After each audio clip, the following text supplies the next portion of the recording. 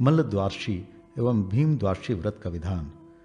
युधिष्ठिर के द्वारा मल्ल द्वादशी के विषय में पूछे जाने पर भगवान श्री कृष्ण चंद्र ने कहा, महाराज, जब मेरी अवस्था 8 वर्ष की थी, उस समय यमुना तट पर भांडीर वन में वट वृक्ष के नीचे एक सिंहासन पर मुझे बैठाकर सूरभद्र, मंडलिक, योगवर्धन तथा यक्षेंद्र भद्र आदि बड़े बड़े मल्लों और गोपाली, धन्या, विशाखा, ध्यानानिष्ठिका, अनुगंधा, सुभगा आदि गोपियों ने दही, दूध और फल फूल आदि से मेरा पूजन किया। तत्पश्चात 360 मल्लों ने भक्ति पूर्वक मेरा पूजन करते हुए मल्ल युद्ध को संपन्न किया तथा हमारी प्रसन्नता के लिए बड़ा भारी उत्सव मनाया। उस महोत्सव में भांति भांति के भक्ष्य भोज, गोदान, गोष्ठी तथा पूजन आदि कार्य संपन्न किए गए थे। श्रद्धापूर्वक ब्राह्मणों का पूजन भी हुआ था। उसी दिन से यह मल्ल द्वादशी प्रचलित हुई है। इस व्रत को मार्गशीर्ष मास के शुक्ल पक्ष की द्वादशी से आरंभ कर कार्तिक मास के शुक्ल पक्ष की द्वादशी तक करना चाहिए और प्रति मास क्रम से केशव, नारायण, माधव, गोविंद, विष्णु, मधुसूदन, त्रिविक्रम, वामन, श्रीधर, ऋषिकेश, पद्मनाभ तथा दामोदर इन नामों से गंध, पुष्प, धूप, दीप, गीत, वाद, नृत्य सहित पूजन करें और कृष्णों में प्रियताम इस प्रकार उच्चारण करें। यह द्वादशी व्रत मुझे बहुत प्रिय है। चूंकि मल्लों ने इस व्रत को प्रारंभ किया था, अतः इसका नाम मल्ल द्वादशी है। जिन गोपों के द्वारा इस व्रत को संपन्न किया गया, उन्हें गाय, महिषी, कृषि आदि प्रचुर मात्रा में प्राप्त हुआ। जो कोई पुरुष इस व्रत को संपन्न करेगा, मेरे अनुग्रह से वह आरोग्य, बल, ऐश्वर्य और शाश्वत विष्णु लोक को प्राप्त करेगा। भगवान श्री कृष्ण पुनः बोले, महाराज, प्राचीन काल में विदर्भ देश में भीम नामक एक प्रतापी राजा थे। वे दमयंती के पिता एवं राजा नल के ससुर थे। राजा भीम बड़े पराक्रमी, सत्यवक्ता और प्रजापालक थे। वे शास्त्रोक्त विधि से राज कार्य करते थे। एक दिन तीर्थ यात्रा करते हुए ब्रह्मा जी के पुत्र पुलसत्य मुनि उनके यहाँ पधारे। राजा ने आद्य पदाधि द्वारा उनका बड़ा आदर सत्कार किया। पुलसत्य मुनि ने प्रसन्न होकर राजा से कुशल क्षेम पूछा।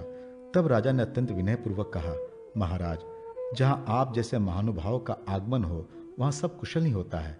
आपके यहाँ पधारने से मैं पवित्र हो गया। इस तरह से अनेक प्रकार के स्नेह की बातें राजा तथा पुलसत्य मुनि के बीच होती रही। कुछ समय के पश्चात विदर्भापति भीम ने पुलसत्य मुनि से पूछा, प्रभु, संसार के जीव अनेक प्रकार के दुखों से सदा पीड़ित रहते हैं और उसमें गर्भवास सबसे बड़ा दुख है। प्राणी अनेक प्रकार के रोग से ग्रस्त हैं। जीवों की ऐसी दशा को देखकर मुझे अत्यंत कष्ट होता है। अतः ऐसा कौन सा उपाय है जिसके द्वारा थोड़ा परिश्रम करके ही जीव संसार के दुखों से छुटकारा पाने में समर्थ हो जाए? यदि कोई व्रत दानादि हो तो आप मुझे बतलाएं। पुलसत्य मुनि ने कहा, राजन, यदि मानो माघ मास के शुक्ल पक्ष की द्वादशी को उपवास करें तो उसे कोई कष्ट नहीं हो सकता। यह तिथि परम पवित्र करने वाली है। यह व्रत अति गुप्त है, किंतु आपके स्नेह ने मुझे कहने के विवश कर दिया है। अदीक्षित से इस व्रत को कभी नहीं कहना चाहिए। जितेंद्रिय, धर्मनिष्ठ और विष्णु भक्त पुरुष इस व्रत के अधिकारी हैं। ब्रह्मघाती, गुरुघाती, स्त्रीघाती, कृतघ्न, मित्रद्रोही आदि बड़े बड़े पातकी इस व्रत को करने से पाप मुक्त हो जाते हैं। इसके लिए शुद्ध तिथि में और अच्छे मुहूर्त में 10 हाथ लंबा चौड़ा मंडप तैयार करना चाहिए तथा उसके मध्य में 5 हाथ की एक वेदी बनानी चाहिए। वेदी के ऊपर एक मंडल बनाए जो 5 रंगों से युक्त हो। मंडप में 8 अथवा 4 कुंड बनाए। कुंडों में ब्राह्मणों को उपस्थापित करें। मंडल के मध्य में कर्णिका के ऊपर पश्चिमाभिमुख चतुर्भुज भगवान जनार्दन की प्रतिमा स्थापित कर गंध, पुष्प, धूप, दीप आदि भांति भांति के उपचारों तथा नैवेद्यों से शास्त्रों का विधि से ब्राह्मणों द्वारा उनकी पूजा करानी चाहिए। नारायण के सम्मुख 2 स्तंभ गाड़कर उनके ऊपर एक आड़ा काष्ठ रख उसमें एक दृढ़ छींका बांधना चाहिए। उस पर सुवर्ण, चांदी, ताम्र अथवा मृतिका का सहस्त्र, शत अथवा एक छिद्र समन्वित उत्तम कलश जल, दूध अथवा घी से पूर्ण कर रखना चाहिए। पलाश की समिधा, तिल, घृत, खीर और शमी पत्रों से ग्रहों के लिए आहुति देनी चाहिए। ईशान कोण में ग्रहों को पीठ स्थापन कर ग्रह यज्ञ विधान से ग्रहों की पूजा करनी चाहिए। पूर्व आदि दिशाओं में इंद्र, यम, वरुण और कुबेर का पूजन कर शुक्ल वस्त्र तथा चंदन से भूषित हाथ में कुश लेकर यजमान को एक पीढ़ी के ऊपर भगवान के सामने बैठना चाहिए। यजमान को एकाग्रचित्त हो कलश से गिरती जल धारा को निमंत्रण का पाठ करते हुए भगवान को प्रणाम पूर्वक अपने सर पर धारण करना चाहिए। उस समय ब्राह्मणों को चारों दिशाओं के कुंडों में हवन करना चाहिए। साथ ही शांति का ध्याय और विष्णु सुक्ता का पाठ किया जाना चाहिए। शंख ध्वनि करना चाहिए। भांति भांति के वाद्यों को बजाना चाहिए। पुण्य जयघोष करना चाहिए। मांगलिक स्तुति पाठ करना चाहिए। इस तरह के मांगलिक कार्य करते हुए यजमान को हरिवंश, सुपर्ण सुक्त आख्यान और महाभारत आदि का श्रवण करते हुए जागरण पूर्वक रात्रि व्यतीत करनी चाहिए। भगवान के ऊपर गिरती हुई वसोर धारा समस्त सिद्धियों को प्रदान करने वाली है। दूसरे दिन प्रातः यजमान ब्राह्मणों के साथ किसी पुण्य जलाशय अथवा नदी आदि में स्नान कर शुक्ल वस्त्र पहनकर प्रसन्न चित्त से भगवान भास्कर को अर्घ्य दें। पुष्प, धूप, दीप आदि उपचारों से भगवान पुरुषोत्तम की पूजा करें। हवन करके भक्ति पूर्वक पूर्णाहुति दें। यज्ञ में उपस्थित सभी ब्राह्मणों को शैया, भोजन, गोदान, वस्त्र, आभूषण आदि द्वारा पूजन करें और आचार्य की विशेष रूप से पूजा करें। जैसे ब्राह्मण एवं आचार्य संतुष्ट हो वैसा यत्न करें, क्योंकि आचार्य साक्षात देवतुल्य गुरु हैं। दीनों, अनाथों तथा अभ्यागतों को उनको भी संतुष्ट करें। अनंतर स्वयं भी हविष्य का भोजन करें। राजन, इस प्रकार मैंने इस भीम द्वादशी व्रत का विधान बतलाया। इससे पापिष्ट व्यक्ति भी पाप मुक्त हो जाते हैं, इसमें संदेह नहीं। यह विष्णु याग सैकड़ों वाजपेय एवं अतिरात्र यागों से विशेष फलदायी है। इस भीम द्वादशी का व्रत करने वाले स्त्री पुरुष 7 जन्मों तक अखंड सौभाग्य, आयु, आरोग्य तथा सभी संपदाओं को प्राप्त करते हैं। अनंतर मृत्यु के बाद क्रमशः विष्णुपुर, रुद्रलोक तथा ब्रह्मलोक को प्राप्त करते हैं। इस पृथ्वी लोक में आकर पुनः वह संपूर्ण पृथ्वी का अधिपति एवं चक्रवर्ती धार्मिक राजा होता है। इस व्रत को प्राचीन काल में महात्मा सगर, अज, धुंधुमार, दिलीप, ययाति तथा अन्य महान श्रेष्ठ राजाओं ने किया था, और स्त्री, वैश्य एवं शूद्रों ने भी धर्म की कामना से इस व्रत को किया था। भृगु आदि मुनियों और सभी वेदज्ञ ब्राह्मणों द्वारा भी इसका अनुष्ठान हुआ था। हे राजन, आपके पूछने पर मैंने इसे बतलाया है, अतः आज से यह द्वादशी आपके नाम से पृथ्वी पर ख्याति प्राप्त करेगी। श्रवण द्वादशी व्रत के प्रसंग में एक वाणिक की कथा। युधिष्ठिर ने पूछा, भगवान, जो व्यक्ति दीर्घ उपवास करने में असमर्थ हो उसके लिए कौन कौन सा व्रत है, इसे आप बतलाएं। भगवान श्री कृष्ण ने कहा, राजन, भाद्रपद मास के शुक्ल पक्ष की द्वादशी तिथि यदि श्रवण नक्षत्र से युक्त हो तो इसमें व्रत करने से सभी कामनाएं पूर्ण हो जाती है। यह परम पवित्र एवं महान फल देने वाली द्वादशी है। इस व्रत में प्रातःकाल नदी संगम में जाकर स्नान करके द्वादशी में उपवास करना चाहिए। एकमात्र श्रवण द्वादशी के व्रत कर लेने से 12 द्वादशी व्रतों का फल प्राप्त होता है। यदि इस तिथि में बुधवार का भी योग हो जाए तो इसमें किए गए समस्त कर्म अक्षय हो जाते हैं। इस व्रत से गंगा स्नान का लाभ होता है। इस व्रत में एक सुंदर कलश की विधिवत स्थापना कर उसमें भगवान विष्णु की प्रतिमा स्थापित करनी चाहिए। अनंतर भगवान की अंग पूजा करनी चाहिए। रात्रि में जागरण करें।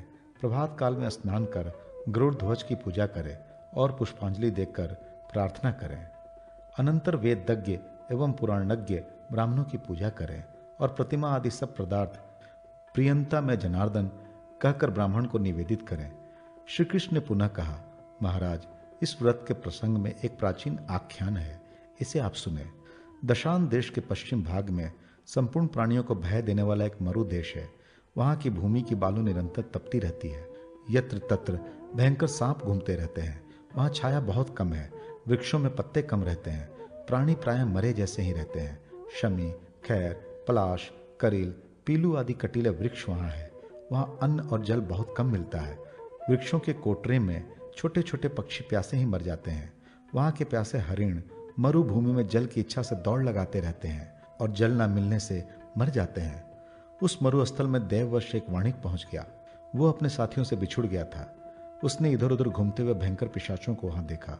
वह वाणिक भूख प्यास से व्याकुल हो इधर उधर घूमने लगा और कहने लगा, क्या करूं, कहां जाऊं, कहां से मुझे अन्न जल प्राप्त हो। तदनंतर उसने प्रेत के स्कंद प्रदेश पर बैठे एक प्रेत को देखा, जिसे चारों ओर से अन्य प्रेत घेरे हुए थे। कंधे पर चढ़ा हुआ वह प्रेत वाणिक को देखकर उसके पास आया और कहने लगा, तुम इस निर्जल प्रदेश में कैसे आ गए। उसने बताया, मेरे साथी छूट गए हैं। मैं अपने किसी पूर्व कुकृत्य के फल से या संयोग से यहां पहुंच गया हूं। भूख और प्यास से मेरे प्राण निकल रहे हैं। मैं अपने जीने का कोई उपाय नहीं देख रहा हूं। इस पर वो प्रेत बोला, तुम इस पुनाग वृक्ष के पास क्षण मात्र प्रतीक्षा करो। यहां तुम्हें अभिष्ट लाभ होगा। इसके बाद तुम यथेक्ष चले जाना। वाणिक वही ठहर गया। दोपहर के समय कोई व्यक्ति पुनाग वृक्ष से एक कसूरे में जल तथा दूसरे कसूरे में दही और भात लेकर प्रकट हुआ और उसने वह वाणिक को प्रदान किया। वाणिक उसे ग्रहण कर संतुष्ट हुआ। उसी व्यक्ति ने प्रेत समुदाय को भी जल और दही भात दिया। इससे वह सभी संतृप्त हो गए। शेष भाग को उस व्यक्ति ने स्वयं भी ग्रहण किया। इस पर आश्चर्यचकित हो वाणिक ने उस प्रेताधीप से पूछा, ऐसे दुर्गम स्थान में अन्न जल की प्राप्ति आपको कहां से होती है? थोड़े से ही अन्न जल से बहुत से लोग कैसे तृप्त हो जाते हैं? मुझे सहारा देने वाले इस स्थान में आप कैसे मिल गए? हे शुभव्रत, आप ये बतलाएं कि ग्रास मात्र से ही आपको संतुष्टि कैसे हो गई? इस घोर अटवी में आपने अपना स्थान कहां बनाया है? मुझे बड़ा कौतूहल हो रहा है, मेरा संशय आप दूर करें। प्रेताधीप ने कहा, हे भद्र, मैंने पहले बहुत दुष्कृत किया था। दुष्ट बुद्धि वाला मैं पहले रमणीय शाकल नगर में रहता था। व्यापार में ही मैंने अपना अधिकांश जीवन बिता दिया। प्रमादवश मैंने धन के लोभ से कभी भी भूखों को न अन्न दिया और न प्यासे की प्यास बुझाई। मेरे ही घर के पास एक गुणवान ब्राह्मण रहता था। वो भाद्रपद मास के श्रवण नक्षत्र से युक्त द्वादशी के योग में कभी मेरे साथ तोषा नाम की नदी में गया। तोषा नदी का संगम चंद्रभागा से हुआ है। चंद्रभागा चंद्रमा की, तोषा सूर्य की कन्या है। उन दोनों का शीतोष्ण जल बड़ा मनोहर है। उस तीर्थ में जाकर हम लोगों ने स्नान किया और उपवास किया। हमने वहां दध्योदन, छत्र, वस्त्र आदि उपचारों से भगवान विष्णु की प्रतिमा की पूजा की। उसके अनंतर हम लोग घर आ गए। मरने के अनंतर नास्तिक होने से मैं प्रेतत्व को प्राप्त हुआ। इस घोर अटवी में जो हो रहा है वो तो आप देख ही रहे हैं। ये जो अन्य प्रेतगण आप देख रहे हैं, इनमें कुछ ब्राह्मणों के धन का अपहरण करने वाले, कोई पर्दारारत है, कोई अपने स्वामी से द्रोह करने वाले तथा कोई मित्रद्रोही है। मेरा अन्न पान करने से ये सब मेरे सेवक बन गए हैं। भगवान श्री कृष्ण अक्षय सनातन परमात्मा है। अनेक उद्देश्य से जो कुछ भी दान किया जाता है वह अक्षय होता है। हे महाभाग, आप हिमालय में जाकर धन प्राप्त करेंगे। अनंतर मुझ पर कृपा कर आप इन प्रेतों की मुक्ति के लिए गया में जाकर श्राद्ध करें। इतना कहकर वो प्रेताधीप मुक्त होकर विमान में बैठकर स्वर्ग लोक चला गया। प्रेताधीप के चले जाने पर वह वाणिक हिमालय में गया और वह धन प्राप्त कर अपने घर आ गया और उस धन से उसने गया तीर्थ में अक्षयवट के समीप उन प्रेतों के उद्देश्य से श्राद्ध किया। वह वाणिक जिस जिस प्रेत की मुक्ति के निमित्त श्राद्ध करता था, वह प्रेत वाणिक को स्वर्ग में दर्शन देकर कहता था कि हे महाभाग, आपकी कृपा से मैं प्रेतत्व से मुक्त हो गया और मुझे परम गति प्राप्त हुई। इस प्रकार वे सभी प्रेत मुक्त हो गए। राजन, वह वाणिक पुनः घर लौट आया और उसने भाद्रपद मास के श्रवण द्वादशी के योग में भगवान जनार्दन की पूजा की, ब्राह्मणों को गोदान किया, जितेंद्रिय होकर प्रतिवर्ष नदी के संगमों पर यह सब कार्य किया और अंत में उसने मानवों के लिए दुर्लभ स्थान को प्राप्त किया। विजय श्रावण द्वादशी व्रत में वामनावतार की कथा तथा व्रत विधि। भगवान श्री कृष्ण ने कहा, युधिष्ठिर, भाद्रपद मास की एकादशी तिथि यदि श्रवण नक्षत्र से युक्त हो तो उसे विजया तिथि कहते हैं। वो भक्तों को विजय प्रदान करने वाली है। एक बार दैत्यराज बलि से पराजित होकर सभी देवता भगवान विष्णु की शरण में पहुंचे और कहने लगे, प्रभु, सभी देवताओं के एकमात्र आश्रय आप ही हैं।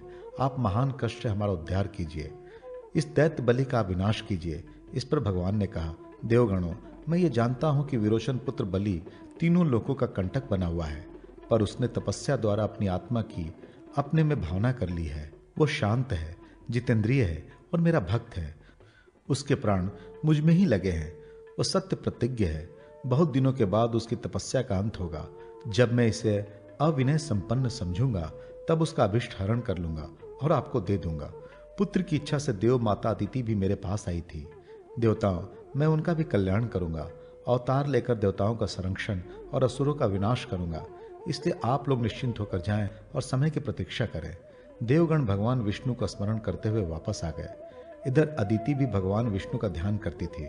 कुछ काल में उसने गर्भ में भगवान को धारण किया। 9वें मास में वामन भगवान अदिति के गर्भ से प्रादुर्भूत हुए। उनके पैर छोटे, शरीर छोटा, सिर बड़ा और छोटे बच्चे के समान हाथ पैर, उदर आदि थे। वामन रूप में जब अदिति ने पुत्र को देखा और जब वो कुछ कहने की उद्यत हुई तो देववाया से उनकी वाणी अवरुद्ध हो गई। हे नरोत्तम, भाद्रपद मास के श्रवण नक्षत्र से युक्त एकादशी तिथि में जब त्रिविक्रम वामन भगवान का पृथ्वी पर अवतार हुआ तब पृथ्वी डगमगाने लगी। दैत्यों में भय छा गया और देवगण प्रसन्न हो गए।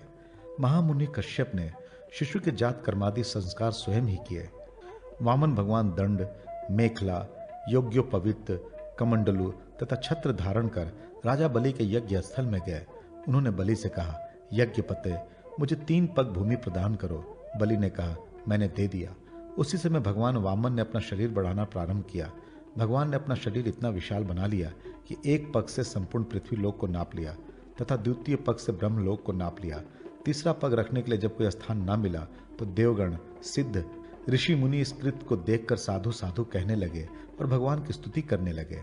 तदनंतर सभी दैत्य गणों को जीतकर उन्होंने दैत्यराज बलि से कहा, तुम अपने परिजनों के साथ सुतल लोक में चले जाओ। मेरे द्वारा सुरक्षित रहकर तुम वहां अभिप्सित भोगों का उपभोग करोगे। वर्तमान में जो इंद्र है उनके बाद तुम इंद्रत्व को प्राप्त करोगे। बलि भगवान को प्रणाम कर प्रसन्न हो सुतल लोक को चला गया। भगवान ने देवताओं से कहा, आप लोग अपने अपने स्थान पर निश्चिंत होकर रहें। भगवान भी संसार का कल्याण करके वहीं अंतर्धान हो गए। राजन, ये सभी कर्म एकादशी तिथि को हुए थे, अतः ये तिथि देवताओं की विजय तिथि मानी गई है। यही एकादशी तिथि फाल्गुन मास में पुष्य नक्षत्र से युक्त होने पर विजया तिथि कही गई है। एकादशी के दिन उपवास कर रात्रि में भगवान वामन की प्रतिमा बनाकर पूजा करनी चाहिए। प्रतिमा के समीप ही कुंडिका, छत्र, चरण पादुका, यष्टि, यज्ञोपवीत, कमंडलू तथा मृग शर्म आदि स्थापित करना चाहिए। अनंतर विधिवत उनकी पूजा करनी चाहिए। मंत्रों से उन्हें नमस्कार करना चाहिए और प्रार्थना करना चाहिए। इसके अनंतर भगवान को शयन कराएं, गीत, वाद, स्तुति आदि के द्वारा जागरण करें। प्रातःकाल उस प्रतिमा की पूजा कर मंत्र पूर्वक उसे ब्राह्मण को निवेदित करते हैं। ब्राह्मणों को भोजन कराकर स्वयं भी मौन होकर भोजन करें। इस व्रत के करने से व्रती का एक मनवंतर पर्यंत विष्णु लोक में वास होता है। तदनंतर वह इस लोक में आकर चक्रवर्ती दानी राजा होता है। वो निरोग, दीर्घायु एवं पुत्रवान होता है। सम प्राप्ति द्वादशी एवं गोविंद द्वादशी व्रत। भगवान श्री कृष्ण ने कहा, पौष मास के कृष्ण पक्ष की द्वादशी से ज्येष्ठ मास की द्वादशी तक प्रत्येक मास की कृष्ण द्वादशी को श्रावण मासिक सम प्राप्ति द्वादशी व्रत किया जाता है। प्रत्येक मास में क्रमशः पुंडरीकाक्ष, माधव, विश्वरूप, पुरुषोत्तम, अच्युत तथा जय इन नामों से उपवास पूर्वक भगवान की पूजा करनी चाहिए। पुनः आषाढ़ कृष्ण द्वादशी से व्रत ग्रहण कर मार्गशीर्ष तक व्रत का नियम लेना चाहिए। पूर्व विधान से उपवास पूर्वक उन्हीं नामों से क्रमशः भगवान का पूजन करना चाहिए। प्रति मास ब्राह्मण को भोजन कराकर दक्षिणा देना चाहिए। तेल एवं क्षार पदार्थ नहीं ग्रहण करने चाहिए। इस प्रकार एक वर्ष तक इस व्रत के करने से सभी कामनाएं पूर्ण हो जाती है और अंत में वो भगवान के अनुग्रह से अनेक लोक को प्राप्त कर लेता है। भगवान श्री कृष्ण ने पुनः कहा, महाराज, इसी प्रकार गोविंद द्वादशी नामक एक अन्य व्रत है। इसके करने से सभी अभिष्ट सिद्ध हो जाते हैं। पौष मास के शुक्ल पक्ष की द्वादशी को उपवास कर पुष्प, धूप, दीप, नैवेद्य आदि से कमल नयन भगवान गोविंद का पूजन कर अंतर मन में भी इसी नाम का उच्चारण करते रहना चाहिए। इस दिन पाखंडियों से बात नहीं करनी चाहिए। ब्राह्मणों को यथाशक्ति दक्षिणा देनी चाहिए। व्रती को गोमूत्र, गोमय, दधि अथवा गो दुग्ध का प्राशन करना चाहिए। दूसरे दिन स्नान कर उसी विधि से गोविंद का पूजन कर ब्राह्मण को भोजन कराकर स्वयं भी भोजन करना चाहिए। इसके साथ ही इस दिन गौ को तृप्तिपूर्वक भोजन कराना चाहिए।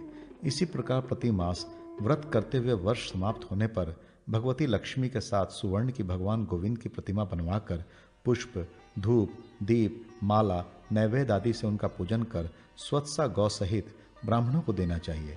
प्रति मास गौओं की पूजा तथा उन्हें ग्रास आदि से तृप्त करना चाहिए। पारणा के दिन विशेष रूप से उनकी सेवा भक्ति करनी चाहिए। इस व्रत को करने से वही फल प्राप्त होता है जो स्वर्ण श्रृंगी 100 गौओं के साथ एक उत्तम वृक्ष का दान देने से होता है। इस व्रत को सम्यक रूप से करने वाला सब सुख भोग कर अंत में गोलोक को प्राप्त होता है। अखंड द्वादशी, मनोरथ द्वादशी एवं तिल द्वादशी व्रतों का विधान। राजा युधिष्ठिर ने पूछा, श्री कृष्ण, व्रतोपवास, दान धर्म आदि में जो कुछ वैकल्य अर्थात किसी बात की न्यूनता रह जाए तो क्या फल होता है, इसे आप बतलाएं। भगवान श्री कृष्ण बोले, महाराज, राज पाकर भी जो निर्धन, उत्तम रूप पाकर भी जो काने, अंधे, लंगड़े हो जाते हैं, वे सब धर्म वैकल्य के प्रभाव से ही होते हैं। धर्म वैकल्य से ही स्त्री पुरुषों में वियोग एवं दुर्भगत्व होता है। उत्तम कुल में जन्म पाकर भी लोग दुशील हो जाते हैं। धनाढ़ होकर भी धन का भोग तथा दान नहीं कर सकते तथा वस्त्र आभूषणों से हीन रहते हैं। वे सुख प्राप्त नहीं कर पाते। अतः यज्ञ में, व्रत में और भी अन्य धर्म कृत्यों में कभी कोई त्रुटि नहीं होने देनी चाहिए। युधिष्ठिर ने पुनः कहा, भगवान, यदि कदाचित उपवास आदि में कोई त्रुटि हो ही जाए तो उसके निवारणार्थ क्या करना चाहिए। श्री कृष्ण बोले, महाराज, अखंड द्वादशी व्रत करने से सभी प्रकार की धार्मिक त्रुटियां दूर हो जाती हैं। अब आप उसका भी विधान सुने।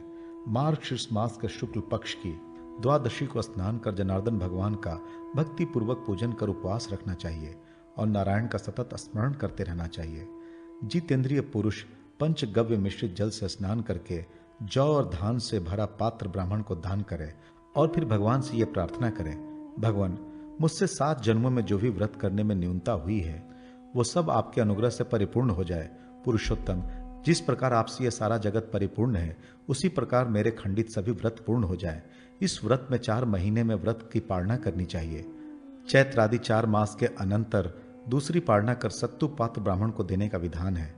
श्रावण आदि 4 मास के अनंतर तीसरा पारण कर नारायण का पूजन करते हुए अपनी शक्ति के अनुसार सुवर्ण, चांदी, मृतिका अथवा पलाश पत्र के पात्र में घृत दान करना चाहिए। संवत्सर पूर्ण होने पर जितेंद्रिय 12 ब्राह्मणों को खीर का भोजन कराकर वस्त्राभूषण देकर त्रुटियों के लिए क्षमा मांगनी चाहिए। इसमें आचार्य का विधि पूर्वक पूजन करने का भी विधान है। इस तरह से जो अखंड द्वादशी का व्रत करता है उसके 7 जन्म तक किए हुए व्रत संपूर्ण फलदायक हो जाते हैं। अतः स्त्री पुरुषों के व्रतों का वैकल्य दूर करने के लिए अवश्य इस व्रत को संपादित करना चाहिए। भगवान श्री कृष्ण ने पुनः कहा, महाराज, स्त्री अथवा पुरुष दोनों को फाल्गुन मास के शुक्ल पक्ष के एकादशी को उपवास कर जगतपति भगवान का पूजन भजन और उठते बैठते नित्य हरि का स्मरण करते रहना चाहिए। द्वादशी के दिन प्रभात में ही स्नान पूजन तथा घृत से हवन के बाद ब्राह्मण को दक्षिणा देने का विधान है। तदनंतर भगवान से अपने अभिष्ट मनोरथों की संसिद्धि के लिए प्रार्थना करनी चाहिए। तत्पश्चात हविष्य भोजन ग्रहण करना चाहिए। इस व्रत में फाल्गुन से ज्येष्ठ तक प्रथम 4 महीनों में रक्त, पुष्प, गुग्गुल, धूप और हविष्यान नैवेद्य से भगवान की पूजा अर्चना के बाद गोश्रृंग, छालिल जल तथा हविष्यान ग्रहण करने का विधान है। फिर आषाढ़ से अश्विन तक 4 महीनों में चमेली के पुष्प, धूप और साठी धान आदि के नैवेद्यों द्वारा भगवान की पूजा स्तुति करने के बाद कुशोदक का प्राशन कर निवेदित नैवेद्य भक्षण करना चाहिए। कार्तिक से माघ मास तक तीसरी पारणा में अड़हुल, उत्तम धूप और कसार के नैवेद्य से नारायण के पूजनोपरांत गोमूत्र प्राशन तथा कसार भक्षण करने का विधान है। प्रति मास ब्राह्मणों को दक्षिणा देनी चाहिए। वर्ष के अंत में एक माशा सुवर्ण की भगवान नारायण की प्रतिमा का पूजन कर 2 वस्त्र और दक्षिणा सहित ब्राह्मण को निवेदित करना चाहिए। इसी के साथ 12 ब्राह्मणों को भी भोजन कराकर प्रत्येक को अन्न, जल का घट, छतरी, जूता, वस्त्र और दक्षिणा देनी चाहिए। इस द्वादशी व्रत के करने से सभी मनोरथ सिद्ध हो जाते हैं। इसी से इसका नाम मनोरथ द्वादशी है। इंद्र को त्रैलोक्य का राज्य भी इसी व्रत के परिणाम स्वरूप प्राप्त हुआ है। शुक्राचार्य ने धन तथा महर्षि धौम्य ने निर्विघ्न विद्या प्राप्त की है। अन्य श्रेष्ठ पुरुषों ने तथा स्त्रियों ने भी इस व्रत के प्रभाव से अपने अभिष्ट मनोरथों को प्राप्त किया है। जो कोई भी जिस किसी अभिलाषा से इस व्रत को करता है उसे वो अवश्य प्राप्त होती है। जो पुरुष भगवान पुरुषोत्तम का पूजन नहीं करते, गौ, ब्राह्मण आदि की सेवा नहीं करते और मनोरथ द्वादशी का व्रत नहीं रखते, वे किसी भी प्रकार से अपना अभिष्ट फल प्राप्त नहीं कर सकते। राजा युधिष्ठिर ने कहा, भगवान, थोड़े से परिश्रम से अथवा स्वल्प दान से सभी पाप कट जाएं, ऐसा कोई उपाय आप बतलाएं। भगवान श्री कृष्ण बोले, महाराज, तिल द्वादशी नामक एक व्रत है जो परम पवित्र है और सभी पापों का नाश करने वाला है।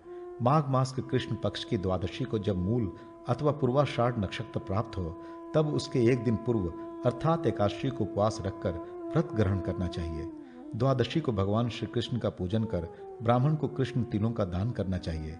व्रती को भी स्नान कर काले तिल का ही भोजन करना चाहिए।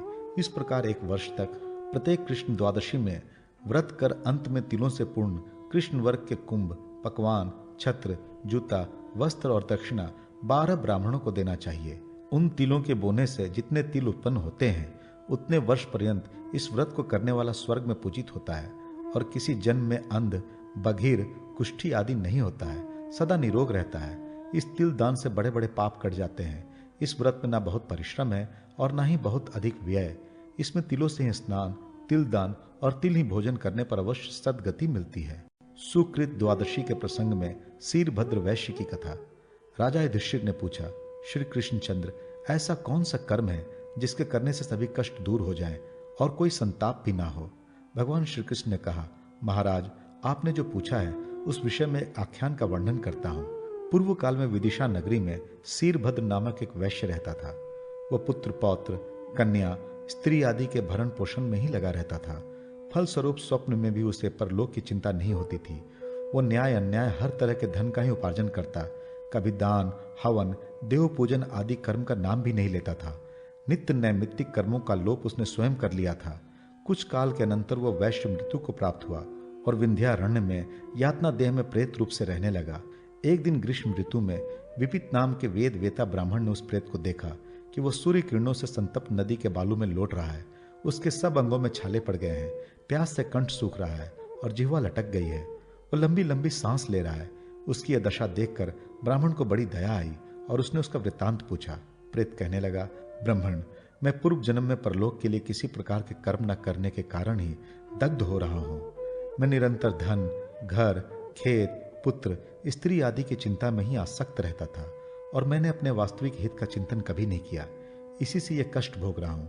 यह काम कर लिया और यह काम करना है, इसी उधेड़ बुन में संपूर्ण जीवन व्यतीत करने का यही फल है।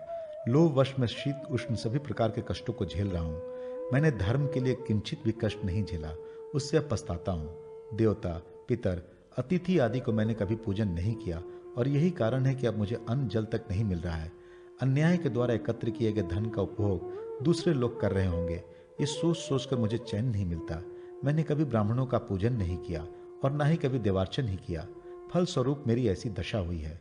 चूंकि मैंने पापों का ही संचय किया, अतः मैं उसके फल को अकेले ही भोग रहा हूं। मैं अपने किए दुष्कर्मों का ही फल भोग रहा हूं। अतः हे मुनीश्वर, यदि ऐसा कोई उपाय हो तो आप उसे बताएं, जिससे इस दुर्गति से मेरा उद्धार हो। विपिति मुनि बोले, सिरभद्र, 10 जन्म पहले तुमने भगवान अच्युत की आराधना की इच्छा से सुकृत द्वादशी का उपवास किया था। उसके प्रभाव से इस पाप के एक बहुत बड़े भाग का क्षय हो गया है। अब तुम्हें अल्प काल में ही उत्तम गति प्राप्त होगी। यह द्वादशी व्रत के पापों का क्षय तथा पुण्य का संचार करने वाला है। इसी कारण इसका नाम सुकृत द्वादशी है।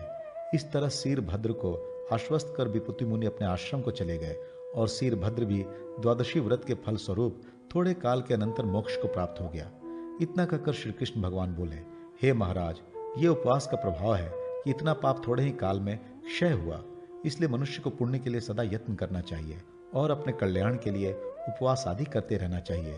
राजा युधिष्ठिर ने पूछा, श्री कृष्णचंद्र, पापों से अति दारुण नरक की यातना भोगनी पड़ती है। ऐसा कौन सा व्रत है जिससे सब पाप नष्ट हो जाए और मोक्ष प्राप्त हो?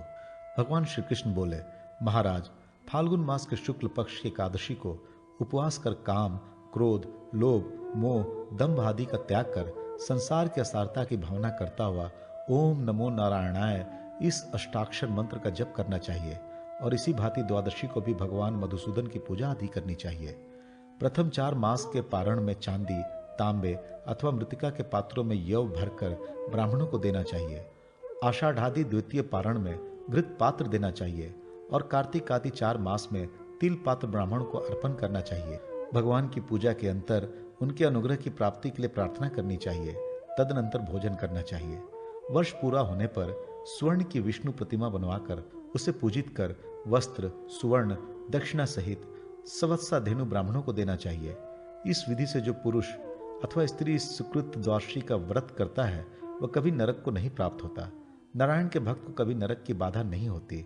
विष्णु का नाम उच्चारण करते ही समस्त पाप नष्ट हो जाते हैं। फिर नरक के भय का तो प्रश्न ही नहीं उठता। इसी प्रकार वासुदेव नारायण के नामों का उच्चारण करने वाला कभी भी यम का मुख नहीं देखता। अतः भगवान के पवित्र नामों का उच्चारण करना चाहिए। धारणी व्रत, आचार्यवतार व्रत। राजा युधिष्ठिर ने कहा, भगवान, वेदों में यह कहा गया है कि विधि पूर्वक यज्ञ करने से, बड़े बड़े दान देने और कठिन परिश्रम करने से परमेश्वर की प्राप्ति होती है। किंतु कलयुग के प्राणी जो ना दान दे सकते हैं और ना ही यज्ञ करने में समर्थ हैं, उनकी मुक्ति किस प्रकार हो सकती है? यदि कोई उपाय हो तो आप उसे बतलाएं।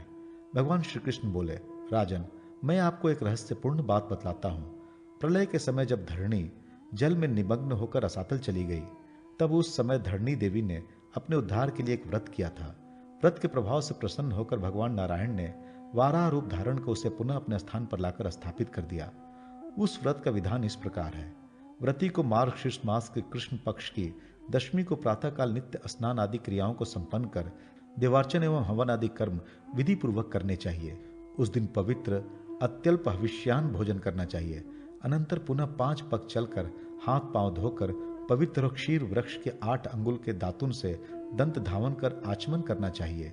जल से अंगों का स्पर्श कर भगवान जनार्दन का ध्यान करते हुए वो दिन व्यतीत करना चाहिए। एकादशी को निराहार रहकर भगवान के नामों का जप करते रहना चाहिए। द्वादशी को प्रातः नदी आदि के पवित्र जल में स्नान करना चाहिए। स्नान से पूर्व नदी, तालाब अथवा शुद्ध एवं पवित्र स्थान की मृतिका ग्रहण करनी चाहिए। मृतिका ग्रहण करते समय मंत्र का उच्चारण करें। देवी सुवर्ते, जिस शक्ति के द्वारा आप समस्त स्थावर जंगमात्मक प्राणियों का धारण पोषण करती हैं, उसी शक्ति के द्वारा मुझे पापों से मुक्त कीजिए तथा सदा मेरा पालन कीजिए। पुनः उस मिट्टी को सूर्य को दिखाकर शरीर में लगाकर स्नान करें। तदनंतर आचमन कर देव मंदिर में जाकर भगवान नारायण की अंगों की पूजा करें। नारायण के आगे 4 जलपूर्ण घटों में 4 समुद्रों की परिकल्पना कर स्थापना करें। उन घटों पर पूर्ण पात्र स्थापित करें। घटों के मध्य एक पीठ के ऊपर जल पात्र में सुवर्ण, चांदी अथवा काष्ठ की मत्स्य भगवान की प्रतिमा बनाकर स्थापित करें। यथाविधि उपचारों से उनका पूजन कर प्रार्थना करें। रात्रि में वहीं जागरण करें। प्रभात में चारों घटों को ऋग्वेदी, यजुर्वेदी, सामवेदी तथा अथर्ववेदी 4 ब्राह्मणों की पूजा कर उन्हें निवेदित करें। जल पात्र में स्थापित भगवान मत्स्य की प्रतिमा ब्राह्मण दंपति को प्रदान करें। ब्राह्मणों को पायसान से संतृप्त करने के पश्चात स्वयं भी भोजन करें। राजन, इस विधि से जो मार्गशीर्ष कृष्ण द्वादशी का व्रत करता है उसे दीर्घ आयु प्राप्ति होती है। जन्मांतर में किए गए ब्रह्म हत्या आदि महापातकों से उसकी मुक्ति होती है। यदि निष्काम भाव से व्रत करता है तो उसे ब्रह्मलोक की प्राप्ति होती है, इसमें कोई संदेह नहीं। इसी प्रकार स्नान आदि कर पौष मास की शुक्ल पक्ष की द्वादशी को उपवास कर भगवान जनार्दन की कुर्म रूप से पूजा करनी चाहिए। माघ मास के शुक्ल पक्ष की द्वादशी को उपवास पूर्वक भगवान वराह की प्रतिमा का पूजन कर ब्राह्मण को दान करना चाहिए। इसी प्रकार फाल्गुन मास के शुक्ल पक्ष की द्वादशी को उपवास पूर्वक भगवान नरसिंह की प्रतिमा का, चैत्र मास के शुक्ल पक्ष की द्वादशी को भगवान वामन की प्रतिमा का, वैशाख शुक्ल के द्वादशी को परशुराम जी की प्रतिमा का, ज्येष्ठ मास की शुक्ल द्वादशी को भगवान राम लक्ष्मण की प्रतिमा का, आषाढ़ शुक्ल की द्वादशी को भगवान वासुदेव की प्रतिमा का, श्रावण मास के शुक्ल द्वादशी को बुद्ध भगवान की तथा भाद्रपद मास के शुक्ल पक्ष की द्वादशी को उपवास पूर्वक भगवान कल्की की प्रतिमा का यथाविधि अंग पूजन आदि कर घटकों की स्थापना करके पूजित प्रतिमा आदि ब्राह्मणों को निवेदित कर देनी चाहिए। इस प्रकार 10 मासों में भगवान के दशावतारों का पूजन कर पूर्व विधान से अश्विन शुक्ल द्वादशी को उपवास पूर्वक भगवान पद्मनाभ की तथा कार्तिकी द्वादशी को वासुदेव की पूजा करनी चाहिए। अंत में प्रतिमा तथा घटकों को ब्राह्मण को निवेदित कर दें। उन्हें भोजन कराकर दक्षिणा प्रदान करें तथा दीनों अनाथों को भी भोजन, वस्त्र आदि से संतुष्ट करना चाहिए और फिर स्वयं भी भोजन करना चाहिए। राजन, इस प्रकार 12 मासों में जो इस व्रत को करता है वो सभी पापों से मुक्त होकर विष्णु सायुज्य को प्राप्त करता है। धरणी देवी ने भी इस व्रत को किया था, इसीलिए यह धरणी व्रत के नाम से प्रसिद्ध हुआ। प्राचीन काल में दक्ष प्रजापति ने इस व्रत का अनुष्ठान कर प्रजाओं का अधिपतित्व प्राप्त किया था। राजा युनाश्व ने इस व्रत के अनुष्ठान से मानधाता नामक श्रेष्ठ पुत्र को प्राप्त कर अंत में शाश्वत ब्रह्म पद प्राप्त किया था। इसी प्रकार है अधिपति कृत्तिवीर ने इस व्रत के प्रभाव से महान पराक्रमी चक्रवर्ती राजा सहस्त्रर्जुन को पुत्र रूप में प्राप्त किया था। शकुंतला ने भी इस व्रत के प्रभाव से राजर्षि दुष्यंत को पति रूप में तथा श्रेष्ठ भरत को पुत्र रूप में प्राप्त किया था। इसी प्रकार कई अन्य श्रेष्ठ चक्रवर्ती राजाओं तथा श्रेष्ठ पुरुषों ने इस व्रत के प्रभाव से उत्तम फल प्राप्त किया था। जो भी इसे करता है भगवान नारायण इसका उद्धार कर देते हैं। विशोक द्वादशी व्रत और गुड़ धेनु आदि 10 धेनुओं के दान की विधि तथा उसकी महिमा। युधिष्ठिर ने पूछा, भगवान, इस भूतल पर कौन ऐसा उपवास या व्रत है जो मनुष्य के अभिष्ट वस्तुओं के वियोग से उत्पन्न शोक समूह के उद्धार करने में समर्थ, धन संपत्ति की वृद्धि करने वाला और संसार भय का नाशक है? भगवान श्री कृष्ण ने कहा, महाराज, आपने जिस व्रत के विषय में प्रश्न किया है वह समस्त जगत को प्रिय तथा इतना महत्वशाली है कि देवताओं के लिए भी दुर्लभ है। यद्यपि इंद्र, असुर और मानव भी उसे नहीं जानते, तथापि आप जैसे भक्तिमान के प्रति मैं अवश्य इसका वर्णन करूंगा। उस पुण्यप्रद व्रत का नाम विशोक द्वादशी व्रत है। विद्वान व्रती को आश्विन मास में दशमी तिथि के दिन अल्प आहार करके नियम पूर्वक इस व्रत का आरंभ करना चाहिए। पुनः एकादशी के दिन व्रती उतार विमुख अथवा पूर्वाभिमुख बैठकर दातुन करे, फिर स्नान आदि से निवृत्त होकर निराहार रहकर भगवान केशव और लक्ष्मी की विधि पूर्वक भली भांत पूजा करे और दूसरे दिन भोजन करूंगा ऐसा नियम लेकर रात्रि में शयन करे। प्रातःकाल उठकर शर्वोषधि और पंचगव्य मिले जल से स्नान करे तथा श्वेत वस्त्र और श्वेत पुष्पों की माला धारण करे। तत्पश्चात भगवान विष्णु की कमल पुष्पों द्वारा पूजा करे। पूजन करने के पश्चात एक मंडल बनाकर मिट्टी से वेदी का निर्माण कराए। वो वेदी 20 अंगुल लंबी चौड़ी, चारों ओर से चौकोर, उत्तर की ओर ढालू, चिकनी और सुंदर हो। तत्पश्चात बुद्धिमान व्रती सूप में नदी की बालू से लक्ष्मी की मूर्ति अंकित कर और उस सूप को वेदी पर रखकर दैव्य नमः, शांतये नमः, लक्ष्मये नमः, श्रिये नमः, पुष्टये नमः, तुष्टये नमः, वृष्टये नमः, हृष्टये नमः के उच्चारण पूर्वक लक्ष्मी की अर्चना करे और यूं प्रार्थना करे, लक्ष्मी देवी मेरे दुखों का नाश करे, विशोका मेरे लिए वरदायिनी हो, विशोका मुझे संतति दे और विशोका का मुझे संपूर्ण सिद्धियां प्रदान करे। तदनंतर श्वेत वस्त्रों से सूप को परिवेष्टित कर नाना प्रकार के फलों, वस्त्रों और स्वर्ण में कमलों से लक्ष्मी की पूजा करें।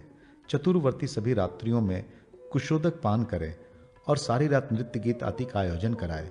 3 पहर रात व्यतीत होने पर व्रती मनुष्य स्वयं नींद त्याग कर जग जाए और अपनी शक्ति के अनुसार शैया पर सोते हुए 3 या 1 द्विज दंपति के पास जाकर वस्त्र, पुष्पमाला और चंदन आदि से जल शाही ने नमोस्तु, जल शाही भगवान को नमस्कार है, यूं कहकर उनकी पूजा करे। इस प्रकार रात में गीत वाद आदि कराकर जागरण करे तथा प्रातःकाल स्नान कर पुनः द्विज दंपत्ति का पूजन करें और कृपणता छोड़कर अपनी सामर्थ्य के अनुकूल उन्हें भोजन कराएं। फिर स्वयं भोजन करके पुराणों की कथाएं सुनते हुए वो दिन व्यतीत करे। प्रत्येक मास में इसी विधि से सारा कार्य संपन्न करना चाहिए। इसी प्रकार व्रत की समाप्ति के अवसर पर गदा, चादर, तकिया आदि उपकरणों से युक्त एक सुंदर शैया गुड धेनु के साथ दान करके इस प्रकार प्रार्थना करे, देवेश जिस प्रकार लक्ष्मी आपका परित्याग करके अन्यत्र नहीं जाती, उसी प्रकार सौंदर्य, निरोगता और निःशोकता सदा मुझे निर्वक्षिण रूप से प्राप्त हो। मेरा परित्याग ना करें और भगवान केशव के प्रति उत्तम भक्ति प्राप्त हो। वैभव की अभिलाषा रखने वाले व्रती को समंत्र गुड़ धेनु सहित शैया और लक्ष्मी सहित सूप दान करना चाहिए। इस व्रत में कमल, करवीर, कनेर, बाण, नील कुसुम या अगस्त्य वृक्ष का पुष्प, ताजा बिना कुमलाया हुआ, कुमकुम, केसर, सिंधुवार, मल्लिका, गंध पाटला, कदम्ब, कुब्बजक और जाति यह पुष्प सदा प्रशस्त माने गए हैं। युधिष्ठिर ने पुनः पूछा, जगतपते अब आप मुझे विशोक द्वादशी के प्रसंग में निर्दिष्ट गुड़ धेनु का विधान बतलाइए। साथ ही यह भी बतलाने की कृपा कीजिए कि गुड़ धेनु का रूप कैसा होता है और उसे किस मंत्र का पाठ करके दान करना चाहिए। भगवान श्री कृष्ण बोले, महाराज इस श्लोक में गुड़ धेनु के विधान का जो रूप है और उसका दान करने से जो फल प्राप्त होता है उसे मैं बतला रहा हूँ। गुड़ धेनु का दान समस्त पापों का विनाशक है। गुड़ धेनु का दान करने के दिन गोबर से भूमि को लीप पोत कर सब ओर से कुश बिछाकर उस पर 4 हाथ लंबा काला मृग चर्म स्थापित कर दें, जिसका अग्रभाग पूर्व दिशा की ओर हो। तदनंतर एक छोटे मृग चर्म में बछड़े की कल्पना करके उसी के निकट रख दें। फिर उसमें पूर्व मुख और उत्तर पैर वाली स्वत्सा गौ की कल्पना करें। 4 भार गुड़ से बनी हुई गुड़ धेनु सदा उत्तम मानी गई है। उसका बछड़ा 1 भार गुड़ का बनना चाहिए। आपकी गृह की संपत्ति के अनुसार इस गौ का निर्माण करना चाहिए। इस प्रकार गौ और बछड़े की कल्पना करके उन्हें श्वेत एवं महीन वस्त्र से आच्छादित कर दें।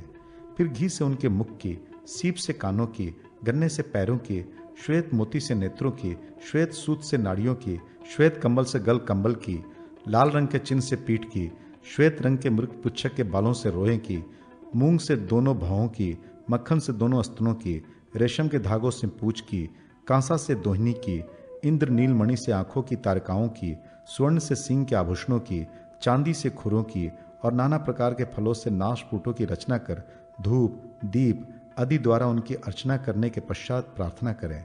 जो समस्त प्राणियों तथा देवताओं में निवास करने वाली लक्ष्मी है, धेन रूप से वही देवी मेरी पापों का विनाश करे। जो लक्ष्मी विष्णु के वक्ष स्थल पर विराजमान है, जो स्वाहा रूप से अग्नि पत्नी है तथा जो चंद्र, सूर्य और इंद्र की शक्ति रूपा है, वही धेन रूप से मेरे लिए संपत्ति दायिनी हो। जो ब्रह्मा की, कुबेर की तथा लोकपालों की लक्ष्मी है, वे धूम रूप से मेरे लिए वरदायिनी हो। जो लक्ष्मी प्रधान, पितरों के लिए स्वधारूपा, यज्ञ भोगी अग्नियों के लिए स्वाहा रूपा तथा समस्त पापों के होने वाली धेनु रूपा हैं, वे मुझे ऐश्वर्य प्रदान करें। इस प्रकार उस गुड़ धेनु को आमंत्रित कर उसे ब्राह्मण को निवेदित कर दें। यही विधान घृत, तिल आदि संपूर्ण धेनुओं के दान के लिए कहा गया है। नरेश्वर, अब जो 10 पाप विनाशनी गौएं बतलाई गई हैं, उनका नाम और स्वरूप बतला रहा हूं। पहली गुड़ धेनु, दूसरी घृत धेनु, तीसरी तिल धेनु, चौथी मघु धेनु, पांचवी जल धेनु, छठी क्षीर धेनु, सातवीं शर्करा धेनु, आठवीं दधि धेनु, नवीं रस धेनु और 10वीं स्वरूपतः प्रत्यक्ष धेनु है। सदा पर्व पर्व पर अपनी श्रद्धा के अनुसार मंत्रोच्चारण पूर्वक आवाहन सहित इन गौओं का दान करना चाहिए, क्योंकि ये सही भोग और मोक्ष रूप फल को प्रदान करने वाली है। ये सभी संपूर्ण यज्ञों को फल प्रदान करने वाले कल्याणकारिणी और पापहारिणी है। चूंकि इस लोक में विशोक द्वादशी व्रत सभी व्रतों में श्रेष्ठ माना गया है, इसलिए उसके अंग होने के कारण गुड़ धेनु भी प्रशस्त मानी गई है। उत्तरायण और दक्षिणायन के दिन पुण्यप्रद विषुव योग, व्यतिपात योग अथवा सूर्य चंद्र के ग्रहण आदि पर्वों पर इन गुड़ धेनु आदि गौओं का दान करना चाहिए। ये विशोक द्वादशी पुण्यदायिनी, पापहारिणी और मंगल कारिणी है।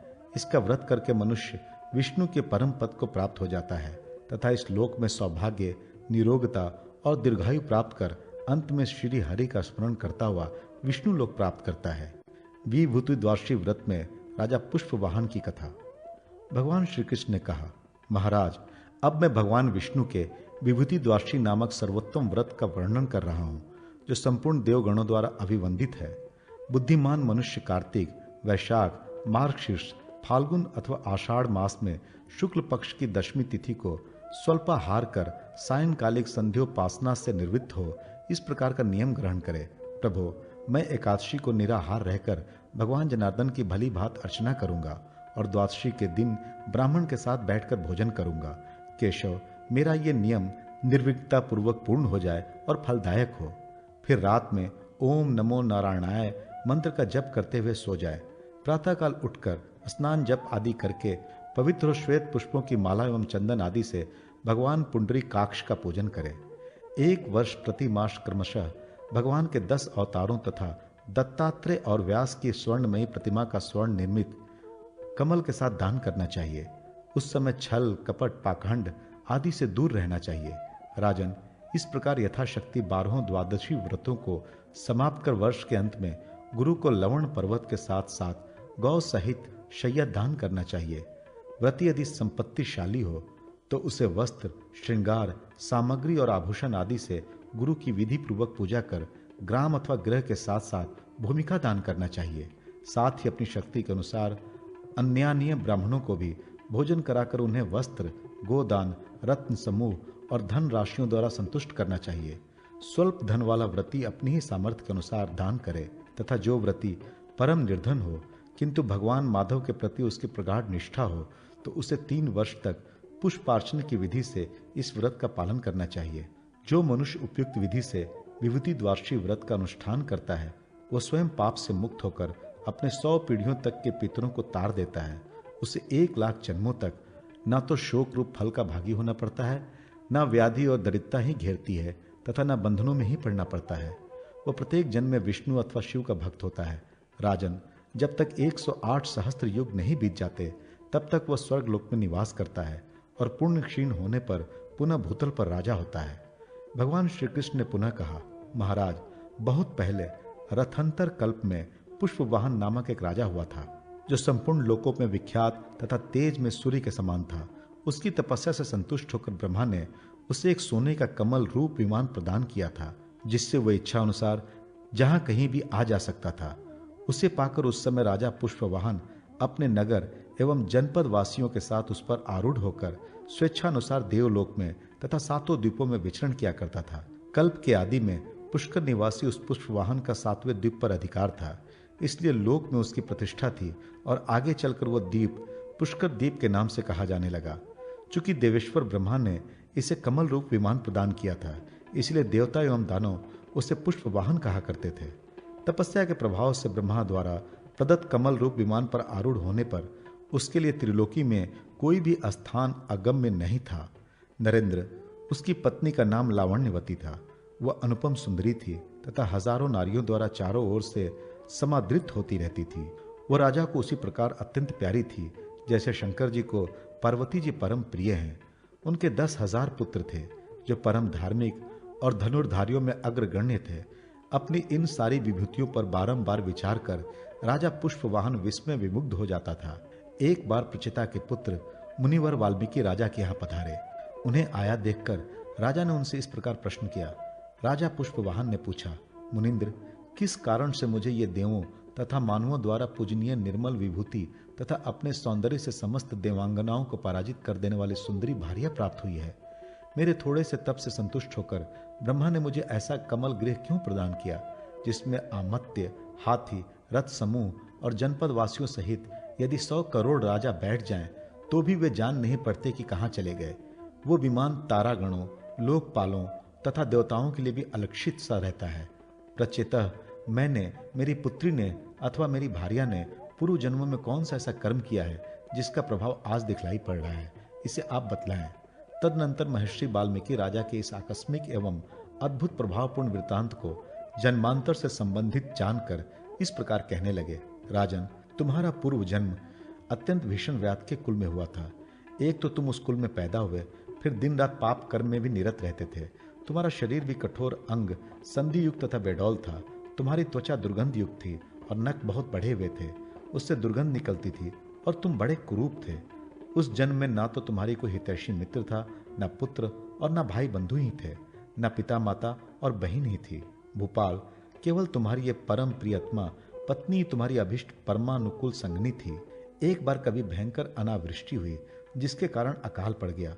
उस समय भूख से पीड़ित होकर तुम आहार की खोज में निकले, परंतु तुम्हें कुछ भी जंगली कंद मूल, फल आदि कोई भी खाद्य वस्तु प्राप्त ना हुई। इतने में ही तुम्हारी दृष्टि एक सरोवर पर पड़ी, जो कमल समूह से मंडित था। उसमें बड़े बड़े कमल खिले हुए थे। तब तुम उसमें प्रविष्ट होकर बहुसंख्यक कमल पुष्पों को लेकर विदिशा नगरी में चले गए। वहां तुमने उन कमल पुष्पों को बेचकर मूल्य प्राप्ति के हेतु पूरे नगर में चक्कर लगाया। सारा दिन बीत गया, पर उन कमल पुष्पों का कोई खरीदार ना मिला। उस समय तुम भूख से अत्यंत व्याकुल और थकावट से अतिशय क्लांत होकर पत्नी सहित एक महल के प्रांगण में बैठ गए। वहां रात्रि में तुम्हें महान मंगल शब्द सुनाई पड़ा। उसे सुनकर तुम पत्नी सहित उस स्थान पर गए जहां वह मंगल शब्द हो रहा था। वहां मंडप के मध्य भाग में भगवान विष्णु की पूजा हो रही थी। तुमने उसका अवलोकन किया। वहां अनंगवती नाम की वैश्या माघ मास की विभूति द्वादशी व्रत की समाप्ति कर अपने गुरु को भगवान ऋषिकेश का विधिवत श्रृंगार कर स्वर्णमय कल्प वृक्ष, श्रेष्ठ लवणाचल और समस्त उपकरणों सहित शैया का दान कर रही थी। इस प्रकार पूजा करती हुई अनंगवती को देखकर तुम दोनों के मन में विचार जागृत हुआ कि इन कमल पुष्पों से क्या लेना देना है। अच्छा तो ये होता कि इनसे भगवान विष्णु का श्रृंगार किया जाता।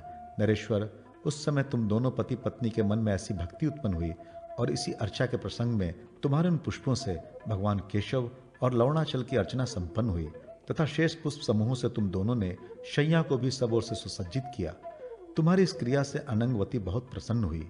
उस समय उसने तुम दोनों को इसके बदले 300 अशर्फियां देने का आदेश दिया, पर तुम दोनों ने बड़ी दृढ़ता से उस धनराशि को अस्वीकार कर दिया।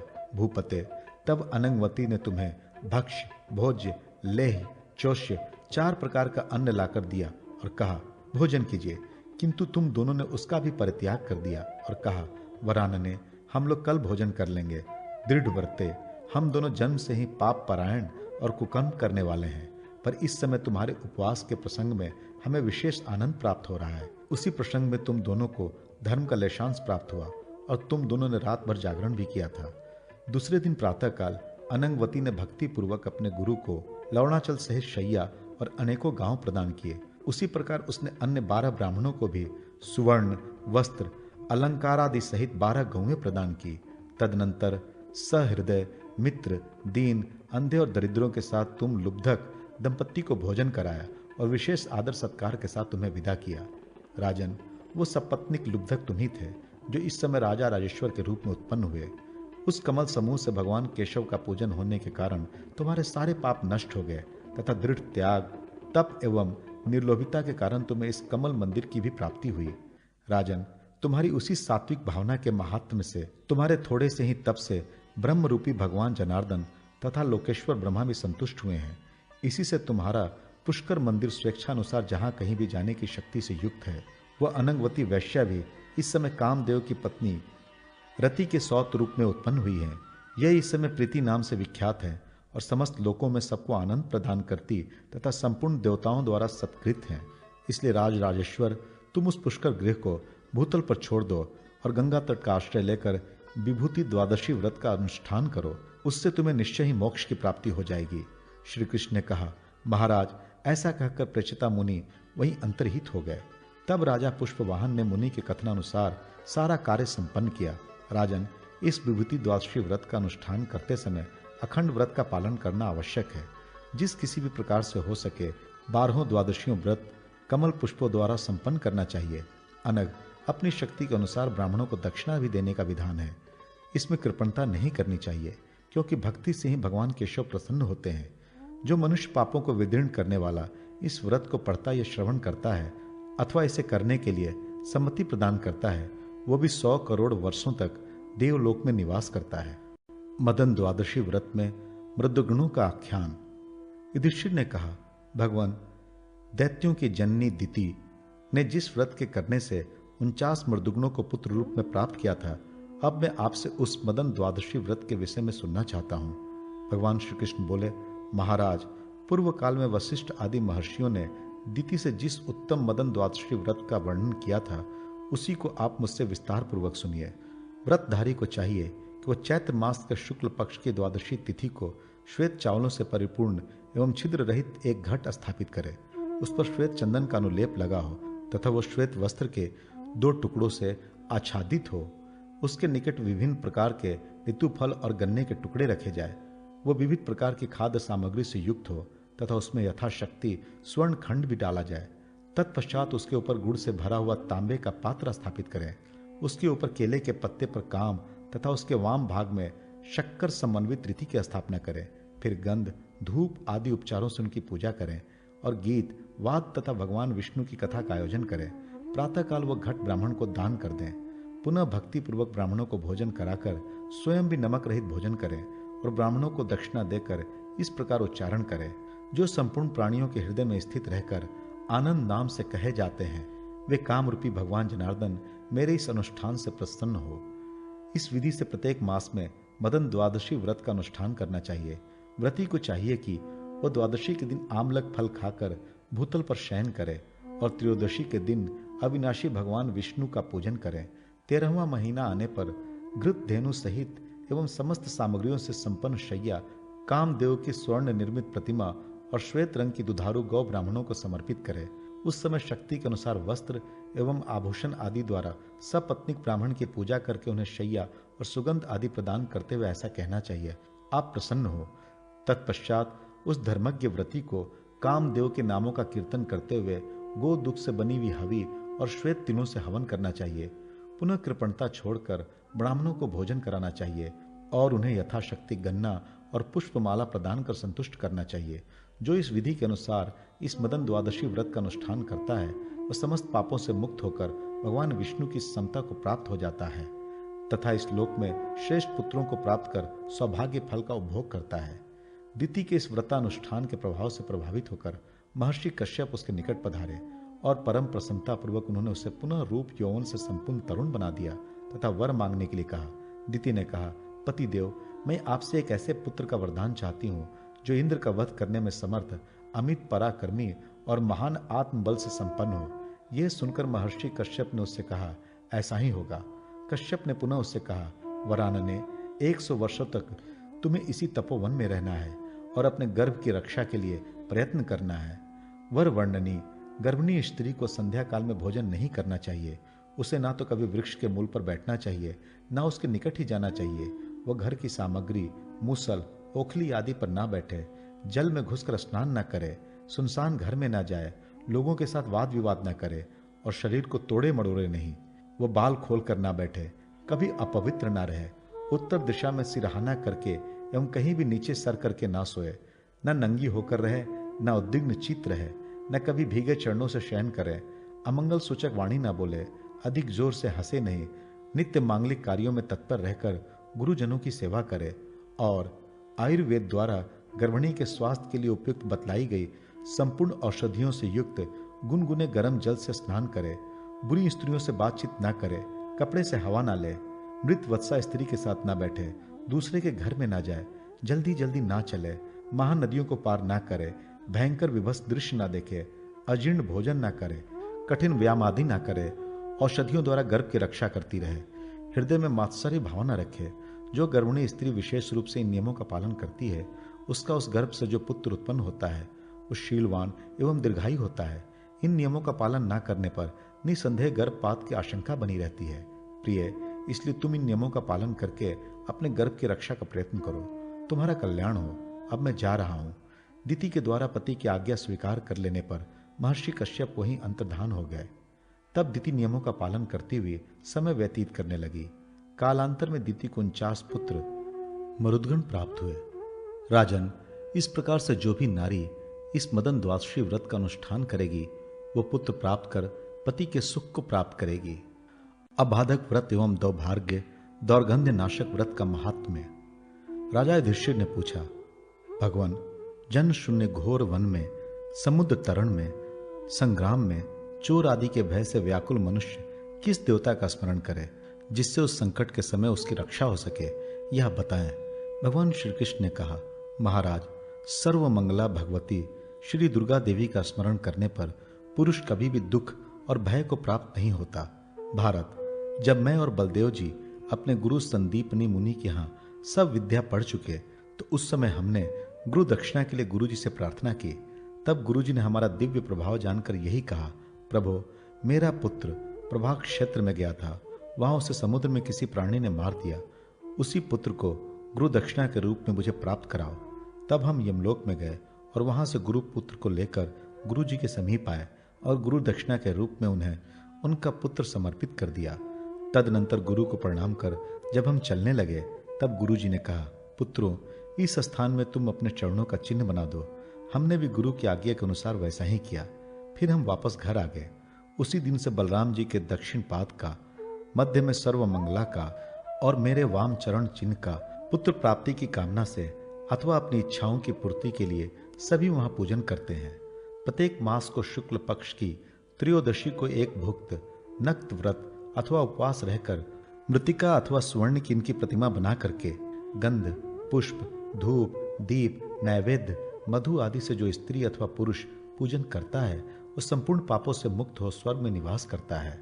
राजा युधिष्ठिर ने पुनः पूछा, यदु शार्दुल, ऐसा कौन सा व्रत है जिसके आचरण से शरीर का दुर्गंध नष्ट हो जाए और दौर्भाग्य भी दूर हो जाए? भगवान श्री कृष्ण ने कहा, महाराज, इसी प्रश्न को रानी विष्णु भक्ति ने जातुकर्ण्य मुनि से पूछा था। तब उन्होंने उनसे कहा, देवी, ज्येष्ठ मास के शुक्ल पक्ष की त्रयोदशी में पवित्र जलाशय में स्नान करें और शुद्ध स्थान में उत्पन्न श्वेत आग, रक्त करवीर तथा नीम वृक्ष की पूजा करें। ये तीनों वृक्ष भगवान सूर्य को अत्यंत प्रिय हैं। प्रातःकाल सूर्योदय हो जाने पर भगवान सूर्य का दर्शन कर उनका अपने हृदय में ध्यान करें। अनंतर पुष्प, नैवेद्य, धूप आदि उपचारों से उन वृक्षों की पूजा करें और पूजन के अनंतर उन्हें नमस्कार करें। राजन, इस विधि से जो स्त्री पुरुष इस व्रत को करते हैं उनके शरीर की दुर्गंध तथा उनका दौर्भाग्य दोनों दूर हो जाते हैं और वे सौभाग्यशाली हो जाते हैं।